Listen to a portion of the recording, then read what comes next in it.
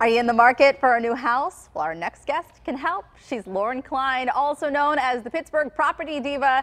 Maybe you've heard her on KDK Radio. She's a real estate agent with a bi-weekly show sharing hot property listings and help for anyone buying or selling a home. We are glad to have Lauren with us to share some advice with us. But first, I have to ask you how you got the name Pittsburgh Property Diva.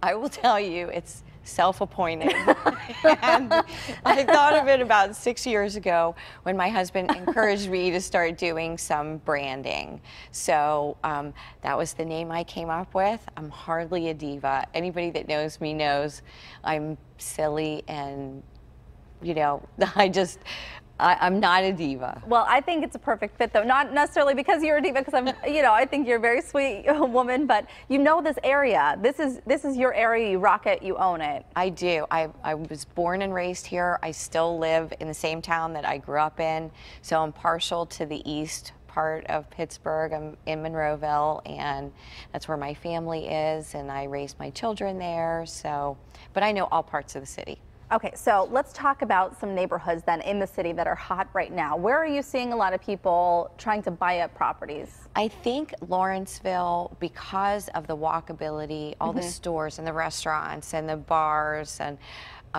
just that people can walk their dogs. Lawrenceville is a nice place for people to settle into for, you know, whether they're millennials or they are looking for something new.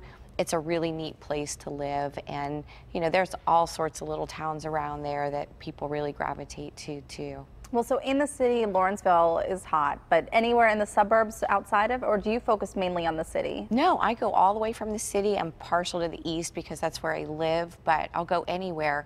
I'm seeing some really nice activity like in Regent Square, Edgewood, and Forest Hills. I think is a really neat area architecturally, and the commute to the city is not too bad. I'm glad you brought up architecture because I'm really curious what people are looking for. Is there a specific type of house that people are looking for these days? It really depends on the person and you know, the size of their family and how much their budget is. So a lot of stuff goes into planning how people, you know, what they're looking for in a house. So I spend a lot of time trying to figure out what your needs are so that I can put you in the right place, you know, that meets your budget. Right. Whether you need an extra bedroom or a yard or a space or a condo. Kids or pets or all that kind of stuff really comes into play. So Lauren, when we bought our first house, we were just so excited to be actually reaching that step in our lives that we missed a couple marks, I think. It is exciting. It is exciting. So what are some tips for first-time home buyers? Well, I would say the first thing that I encourage my first-time home buyers to do, any buyers really, is to save your money. Save your money so that you have a nice cushion, so that you can put a nice deposit down and keep that monthly payment. The other thing is watch your credit. Don't open new credit card accounts. Don't go out and buy a new car while you're in the middle of your mortgage process. Okay.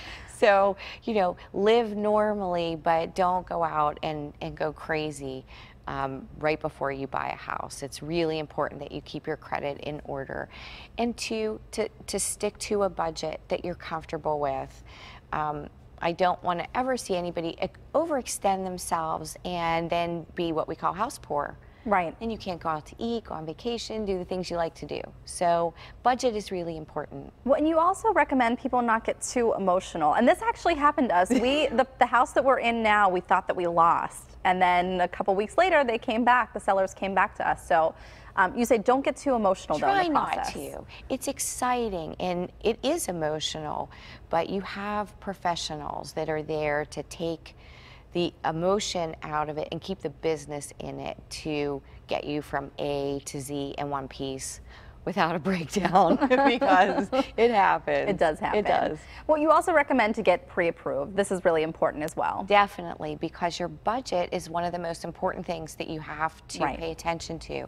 So I want my buyers, first-time buyers, fifth-time buyers, I want you to go out, get your pre-approval, talk with your lender about what you can afford comfortably, and then stay in that so that you don't overextend yourself. One of your other tips, have a plan. Does that fall into the budget issue? Absolutely. I'm sure. I like you to pick like 3 areas and a budget and kind of a skeleton of what what you want that house to be and how many bedrooms do you want? Do you want a front porch? Do you want a finished basement? All of those things.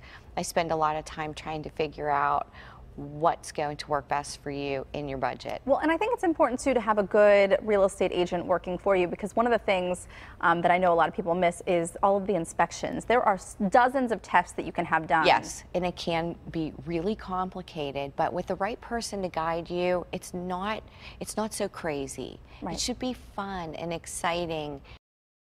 You do have a goal, and that's to get a good house for your money. Yeah. And it's not like a car, a lemon. You can't take it back if it's broken. Back. You can't take it back. Okay, well, thank you so much for joining us this morning. Thank you. And you can follow Lauren Klein on her Pittsburgh Property Diva website and on KDKA Radio.